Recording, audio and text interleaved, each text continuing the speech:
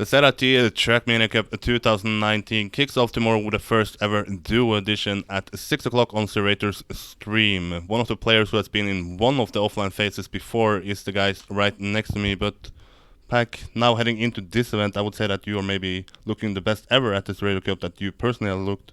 How do you feel yourself heading into this? Is this the best you have ever felt on the ZeratoR maps?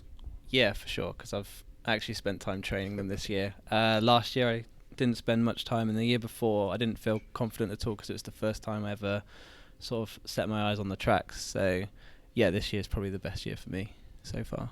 Yeah, if you look back at last year, you were super close to making it into the offline phase, but now that you look back at it, do you think that that might actually help you this year? You have more motivation to qualify, you have more motivation to train, or how do you see that last year's playing out for this year's edition?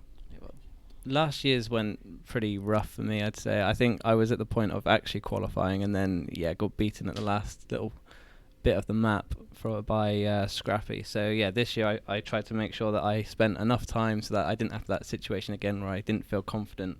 So I don't know if I overtrained, but I trained a lot. And the fact that there's duos this year, I think because I'm with Aurel, I have to sort of not let him down because he's always been like in the finals and all that sort of stuff. So I thought, yeah, if I put a lot of effort in, then I won't let him down, I won't let myself down. When the duo was announced, were you sure that you were going to play with Aurel?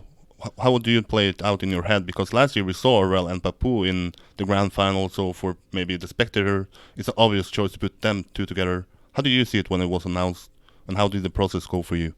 It was sort of just, sort of knew I wanted to be with either of them two because they've been in the finals like mainly every year. So I thought, yeah, I have to be with them, and it was nothing against Cap, that's for sure. But I knew if I just spent a little more time, then I can be at their level, or like get them to the finals again this year. So I thought, yeah, it just has to be with one of them too.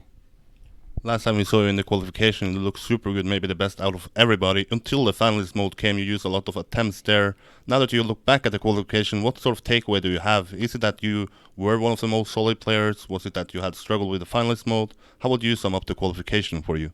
I feel like the maps really suited me to get to the finalist, and then at that point, it sort of just didn't go my way. The track Patinlineri or whatever, the slider map. Basically, I didn't train the start enough at that point, so I didn't know how to do it consistently. And then the end as well just wasn't going my way. And then after that, Neon Drift, didn't train that one enough yet either. And finally got onto the track, which I trained a lot, and it was quite easy to get through it. So I think if it's now that I've trained all the tracks enough, I feel like if I get to finalist, then I should be able to end it there and then. You're a world champion, you're a double Gamers Assembly champion, but this Radio Cup is something special. We see a crowd bigger than ever before. How do you feel that you're going to handle such a pressure? Do you feel it, or you're just focusing on the computer and you drive as well as in every circumstance?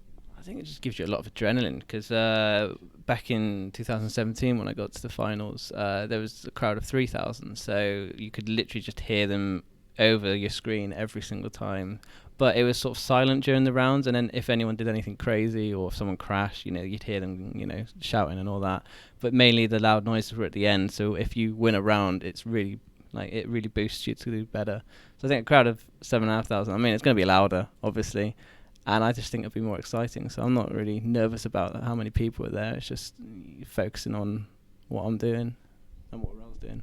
If you look at other duels, we have 8 duels here, you're one of them, but looking at the 7 other duels, who do you see as the biggest challengers for the victory? Obviously Solary, so Carl and Bren. To be honest, I thought Spam and Roland would be, but now they're in our semi, I think, we just got to keep going in the mindset of that we're going to get through it and just focus on ourselves. But I did think Solary and Team Ballin were probably the best. In the quarterfinal, we saw a lot of finalist attempts, a lot of finalists also as well. How do you see it playing out? Is it just going to be a finalist fiesta who has the best maps, or are there going to be circumstances where you say the best team actually won? I think the best team, at the point that how much we've trained, I think it'll be the best team winning. But again, it does depend on like the tracks that you finish on. So say if we finished on the trial map, it's a bit hit and miss. If we finished on ZeratoR, it's all based on luck practically. So there's some arguments where you could say, oh, the best team didn't, but then I feel like it would be the best team winning at the end of the day. And who do you see winning? Who is going to be the first duo to ever win the ZrT Trackmania Cup 2019? Between Go Red and Solary, for sure. There you have it. The semi-final kicks off tomorrow at 6 o'clock on ZeratoR's stream. The grand final is a little bit later, but if you want some more interviews, stay on this channel. I will do post and pre-event interviews. Bye bye.